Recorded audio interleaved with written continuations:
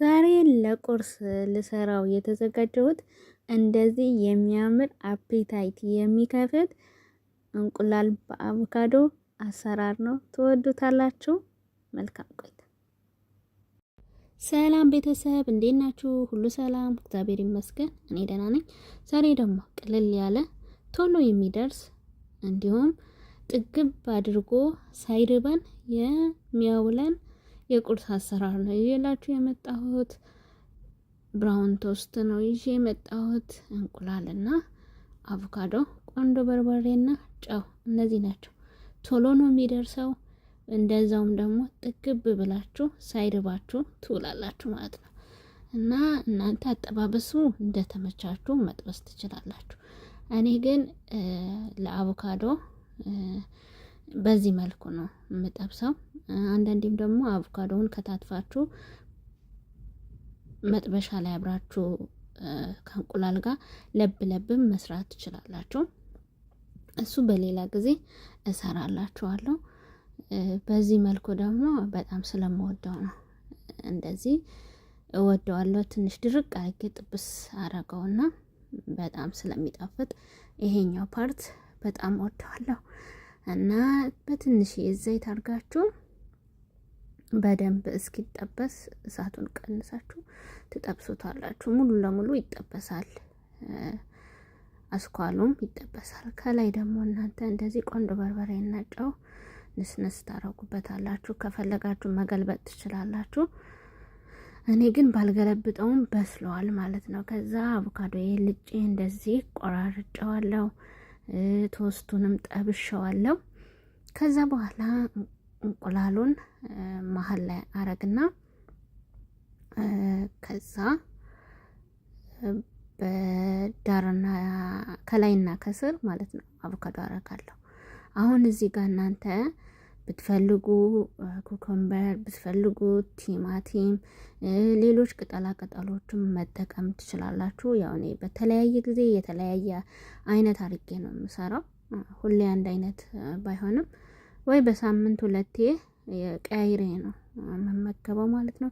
አንዳንዴ ደግሞ ቅቅሉን እንደዚሁ ለቁርስ በተለይ እሁድ ቁርስ ቅቅል አረግና የተለያዩ አትክልቶች ጨምሬ እንደዛ እጠቀማለሁ።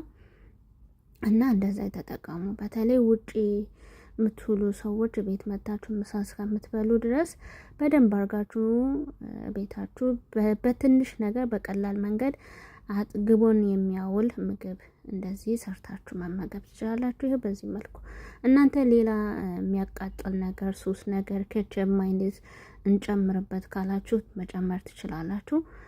ሌላኛው ደግሞ ከዚህ በኋላ እቀጥልላችኋለሁ እና ጊዜ በማይወስድ ለጤናችን ተስማሚ በሆነ መልኩ እንደዚህ ቀለል አድርገን ሳይከብደን ቁርሳችን ቀለል አድርገን መመገብ እንችላለን።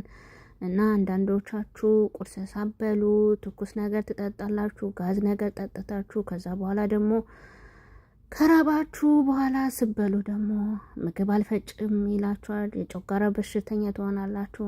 እንደዛ አይሰራም። ራሳችሁ ካልተከባከባችሁ ማንም አይንከባከብላችሁም። ራሳችሁ ጠብቁ። በኋላ ታሞ ከመማቀቅ አስቀድሞ መጠንቀቅ ይላል ያገሬ ሰው።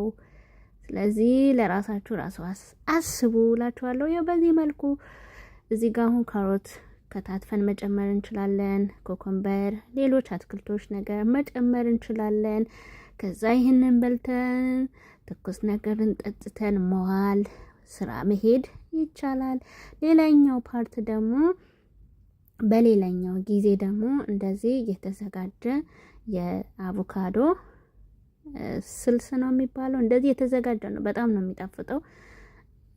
እንደዚህ በቂጣም ብትበሉት በጣም ይጣፍጣል። ይሄ የተዘጋጀ ነው። ከዚህኛ ይልቅ ያው ፍሬሹ ይመረጣል። ይሄም በተለይ ፍሬሹን የማይወድ ሰው ይሄም የተቀመመ ስለሆነ ይሄም አሪፍ ነው። በእንደዚህ ቀብተን እንቁላላችንን አድርገን መመገብ እንችላለን። እንዳልኳችሁም ደግሞ ቅቅልም ከሆነ በዳቦ በብራውን ዳቦ ቀብታችሁ እንደዚህ ቅቅል እንቁላል ሳንዱች ማድረግም ትችላላችሁ ማለት ነው። እና ይኸው በዚህ መልኩ ቁርሳችሁን በልታችሁ ሳይርባችሁ ስራችሁን ሰርታችሁ ምሳ ሰርታችሁ መመገብ ትችላላችሁ ማለት ነው። ሳታካብዱ ጊዜ በሌላችሁ ሰዓት እንደዚህ ተመገቡ እላችኋለሁ ውድ ቤተሰቦቼ። ህይወትን እንደዚህ አቅልላችሁ መኖር ስትችሉ ህይወትን አክብዳችሁት በኋላ ደግሞ ለጤናችሁ ችግር እንዳታመጡ ራሳችሁን ጠብቁ ላለው በዚህ መልኩ ቅልል አድርገን ራሳችን መንከባከብ ይኖርብናል። የተለያየ ነገር ቁርሳችን ቀለል አድርገን በትንሽ ነገር ቁርሳችን መመገብ እንችላለን። ያው ከጎኑ ኩከምበር ቆርጬ ያለው። ስለዚህ ይሄ የተመገበ ሰው ሳይርበው ይውላል፣ ምንም አይርብም። እና ውድ ቤተሰቦቼ ይህንን ቪዲዮ ከወደዳችሁት ሼር ላይክ አድርጉት። ሀሳብ አስተያየታችሁ ካለ ጻፉልኝ። ቀንሰውም ካለ ጻፉልኝ፣ ጨምረውም ካለ ጻፉልኝ። በሌላ ቪዲዮ እስከምንገናኝ መልካም ቆይታ። ባይ ባይ።